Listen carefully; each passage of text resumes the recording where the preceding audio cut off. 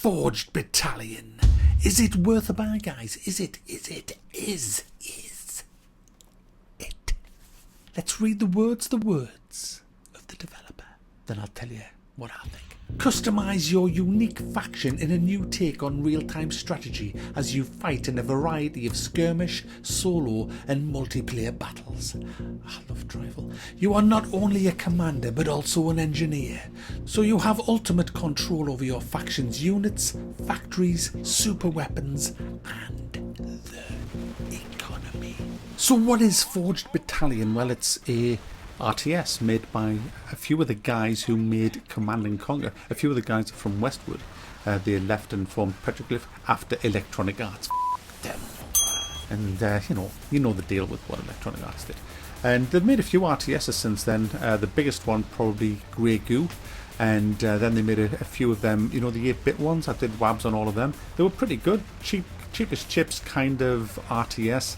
Not very deep, but hey, great fun all the same. So this is their next attempt at a Command & Conquer clone, I guess. And this one is a bit different. It's quite a bit different because this one allows you to create your own faction. You had the Nod and the GDI. Well, you can make the Worthabuy faction. That's what mine's called. And you build your own units, essentially. You use the chassis. And I mean, you can't just design them with a pen or anything like that. You use the chassis that's in the game, the legs, the tracks, the wheels, all the weapons, and you unlock them with points that you are awarded. They're called research points that you get after completing either a multiplayer game, a skirmish game, or a campaign game. And then you put together your own units. You can change the armor types, you can change the type of weapon that they can mount, the type of ammunition well, it's not so much the ammunition but the sort of variants of the different type of weapons. For example, there's chemical weapons, there's gas weapons, but they're all kind of clustered under the umbrella of chemical. You've got improved armor, you've got improved armor for radiation and nuke damage. You've got all sorts that you can customize. I've made Crab Face. It's kind of like the chassis of a tank with legs on that fires a cannon. It's quite good actually. So there's lots and lots of customization for this game. It also comes with 3 campaigns, but only one of the campaigns is in the early access version that you buy now. But obviously you buy that, and then when the other 2 are released, I am assuming you get them as free downloads for your game. At the moment, I think you had six missions in the first campaign, and it isn't easy. It's not easy. The learning curve is quite steep, but if you're a seasoned RTS player, you shouldn't have any trouble getting through them all on easy, and then you can use the points you get from easy to make your units a bit better, and then go and do them on medium. That's kind of what I'm doing, and I'm having some great battles, it has to be said. The game is fun, and that's the main thing. It's a fun RTS game. It does have tactics as well. You have elevation in this game, which means that if you have units on a higher piece of land than the ones below, if they're really high, the ones on the low ground won't even be able to fire at them because they'll not be able to see them. It also extends the range of the weapons as well. So you need to have eyes in the air in the form of your aircraft, not only to spot but also to take out units that are on maybe a higher elevation than what your tanks can hit. But the sheer range of units in this game means that the game has a lot more depth than pretty much all the 8-bit stuff. And this is kind of a cheap RTS. In price, I think it's coming out at £15. I think that's how much it is, $14.99 or £15 or something. So it's not by any means AAA price. But it does deliver a really fun game experience. It's easily worth the £15. It's easily worth that, even if you don't even play multiplayer, just for the campaigns and the skirmish mode. And you can play against the AI with your friends in co-op mode. Just simply make a multiplayer server and invite them and add the rest of the enemy as AI if you don't fancy playing against tank rushing nab-dabs. Which I pretty much don't. I'm not interested in winning a game by tank rushing in PvP, so I don't really play much PvP in this. I'm just kind of like playing against the AI. So what is the AI like? And let's talk about the AI. In the campaign mode, it can be brutally hard to play against, but it's also stupid, and it does need work in that area in the game.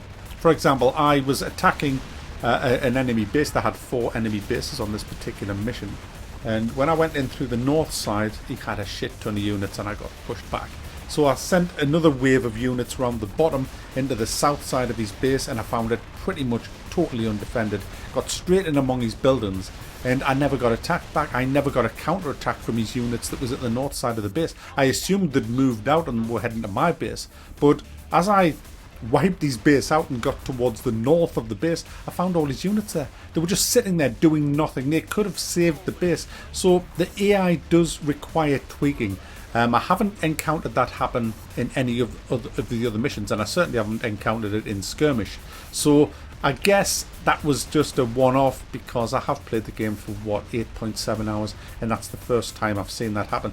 But it's there, it happened, so it does need work, and the developers are keen to point out on the forums that the game has literally just released in early access. They are tweaking not only the bugs in the game and fixing the bugs, but they are looking closely at the progression system for multiplayer, and there are a few reports that it is a bit imbalanced at the minute. So again, it's early days, we'll see how it goes with that. But if you want to just jump in now before the game is completely finished, you will have your money's worth, you will have fun, because it's great fun as an RTS, just customizing your own units, naming your units, and then taking them into battle, whether you want to do the campaign or whether you want to go into a skirmish.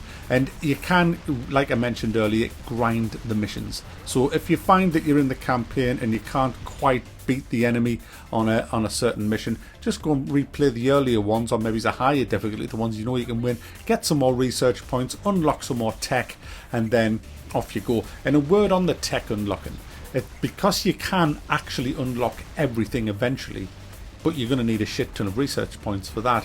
You have to go in a specific direction with the tech so that you can unlock and unlock and unlock, so that you can actually make units. Don't just randomly say, well, I'm going to unlock everything anyway, I'll have that, you know. So it does kind of make you think strategically about what you're going to unlock, and so on and so forth. So there you go, guys. It's a fun, kind of cheap RTS. If you're an RTS fan, then it's a no-brainer, just get it. It is a good game, it is worth the money, but it does have a few bugs in it at the minute, namely with the AI in the campaign mode. Everything else seems to be fine. It could do with a few other different controls as well, but it does have the usual stuff that you need. But I would like to have a control where I can slow down all my units to the same speed. That would be really helpful, because I've got some units darting ahead of others, and that can cause a few problems. So other than that, yeah, it gets a thumb up from me. I'm really, really enjoying it. So why did I ring the frickin' bell, you prick?